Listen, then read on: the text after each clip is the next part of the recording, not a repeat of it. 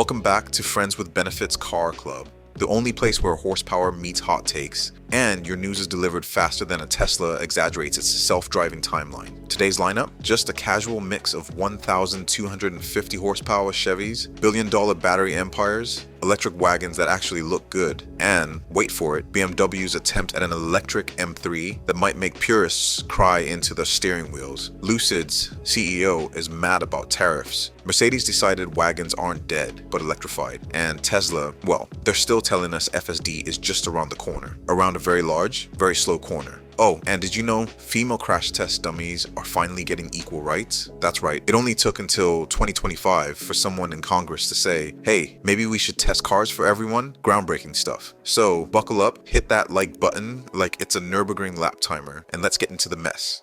Let's kick things off with a little something that smells like ambition, asphalt, and government subsidies. Panasonic just decided they're going all in on building the world's largest EV battery plant in Kansas. That's right, Kansas, home of wheat fields, Wizard of Oz jokes, and now a $4 billion lithium-ion playground that could power more Teslas than Elon has tweets. The goal? Scale up their 2,170 battery cell production, mostly for, you guessed it, Tesla. Because if there's one thing Tesla needs more than PR damage control, it's batteries. And Panasonic isn't just playing small ball here. They're talking 30 gigawatt hours of annual capacity and up to 4,000 jobs when this battery wonderland is at full tilt. Now, if you're wondering why Kansas, think cheap land, tax breaks, and no California earthquakes. It's also conveniently close to Tesla's Texas Gigafactory. This is all part of the battery arms race, where automakers and suppliers are racing to out-GW each other. First ones to power a small country wins.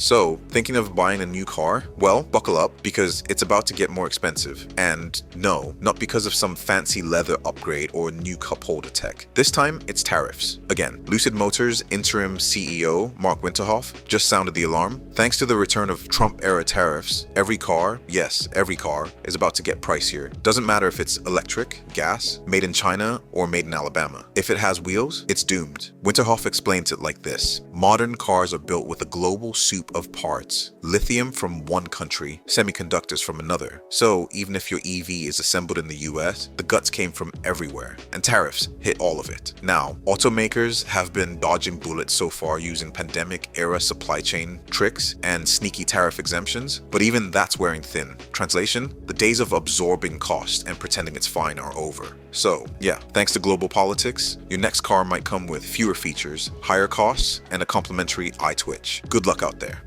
Alright, now imagine this. A Mercedes wagon that's electric, sleek, and actually has decent range. No, this isn't a fever dream from a European car meet. It's the upcoming CLA Shooting Brake EV. Mercedes has confirmed it's going into production and should hit the streets in the 2025, and it's bringing up to 466 miles of range on the optimistic WLTP cycle. So, adjust your expectations for the US, but still, not bad. And here's the part that'll make wagon lovers rejoice and crossover drivers question their life choices. It's actually good looking. Think of it as the spiritual successor to the ICE-era CLA wagons, but now with less emissions and more torque. Also, hats off to Mercedes for not killing off the wagon entirely. In an era where everything is morphing into an SUV blob, the Shooting Brake feels like a polite middle finger to conformity. It's practical, stylish, and refuses to apologize for being different. Well, it finally happened. BMW's iconic M3, yes, the same badge that made grown men cry with joy in the E30 days, is officially going electric. And before you throw your steering wheel across the garage in protest, let's talk about what that actually means. Spy shots just dropped of the upcoming electric M3 test mule, and it's already stirring up more drama than a Facebook car group arguing over manual transmissions. But this isn't just a regular EV, no. This one's riding on BMW's new Neue Klasse platform, a fancy name that basically means get ready for a complete personality shift. Here's what we know so far. It's expected to rock quad electric motors, one for each wheel, which means torque vectoring so precise, it'll probably outcorner your brain. BMW claims this setup allows for near infinite adjustability on power delivery. Translation, it's going to stick to the road like a caffeinated toddler to a wall, and for the skeptics already screaming, but what about the driving feel? BMW's been testing on what they call a heart of joy control unit, which aims to preserve the M-car magic in the EV age. Now, that's a cute name, but the real joy will come if this thing can handle a track without overheating, fading, or feeling like a silent vacuum cleaner on wheels. Of course, purists are already upset. It's not a real M3 without an inline 6, they say, while sipping their organic oat milk lattes. But the truth is, if this thing delivers even half the promise of blistering speed, laser-sharp handling, and classic BMW aggression, those same critics will be in line to order one, quietly, probably in black. BMW's betting the future of M performance on electrons, not explosions. And honestly, that might not be the worst idea ever.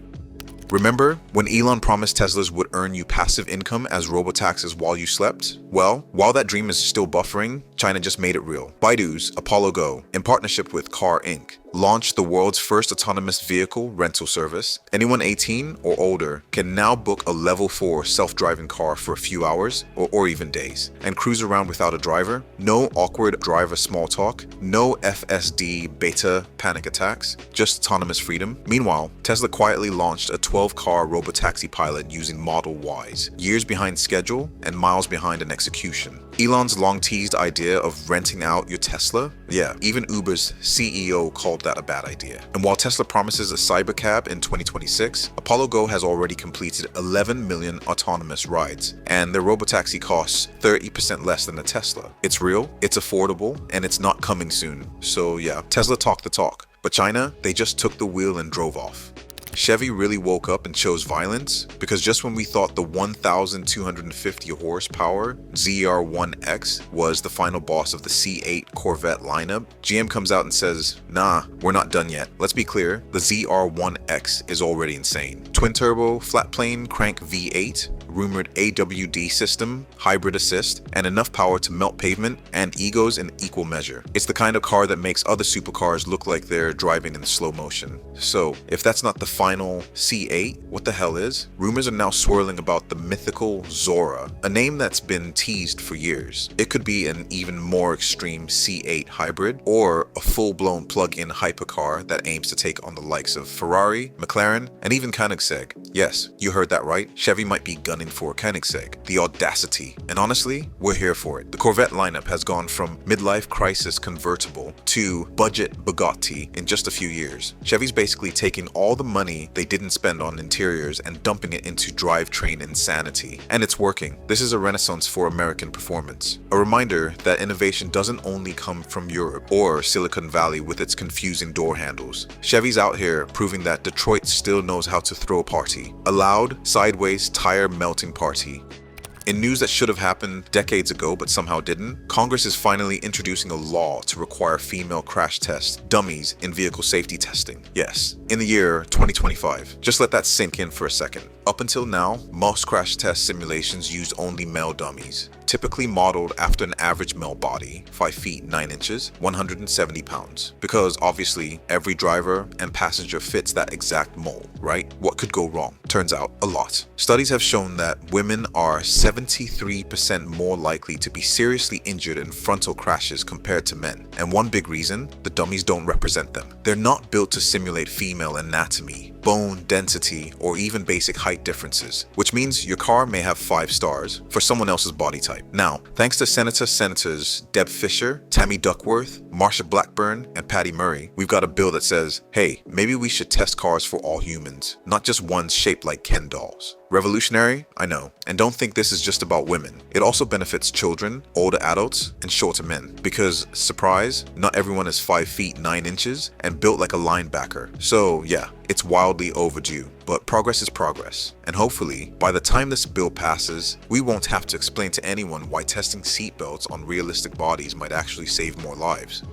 That's a wrap. From Panasonic's battery empire in Kansas to Lucid, warning us about incoming car price hikes, Mercedes giving us a sleek EV wagon, and BMW prepping an all-electric M3, this week was anything but boring. Tesla's robotaxi dreams got smoked by China's Apollo Go, Chevy's not done with the C8 yet, and Congress just realized crash test dummies should come in more than one shape. Progress. If you like this video, smash that like button. If not, hit dislike. We can take it. Drop your thoughts in the comments. What blew your mind this week? And if you want to catch up on previous episodes, I'll leave them up on the screen for you. Seriously, thank you for watching to the end. It means the world to us. Whether you're here for the laughs, the news, or just to hang out, you're part of the Friends with Benefits family. As always, keep dreaming, keep driving, and remember, if your car doesn't make you feel like a superhero, you're driving the wrong one. Friends with Benefits, driving off.